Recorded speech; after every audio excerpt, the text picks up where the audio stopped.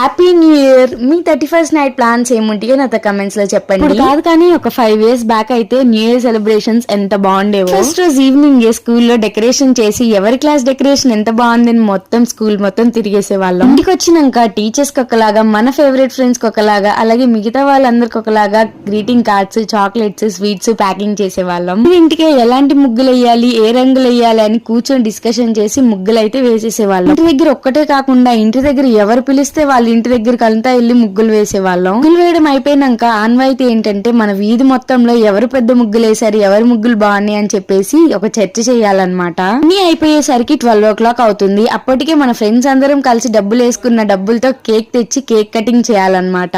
Cutting అయిపోయినాక కొంచెం పూసేసుకొని అలాగే స్వీట్స్, కేక్ ముక్కల్ని వీరంతా పనిచేసి హ్యాపీ న్యూ ఇయర్ అని చెప్పుకోవాలి. అన్ని అయిపోయిన తర్వాత చేతులకి మెహందీ పెట్టుకుని పడుకునే వాళ్ళం. మావైతే ఇలా ఉండేవి. మీవి ఇలానే ఉండేవా? కమెంట్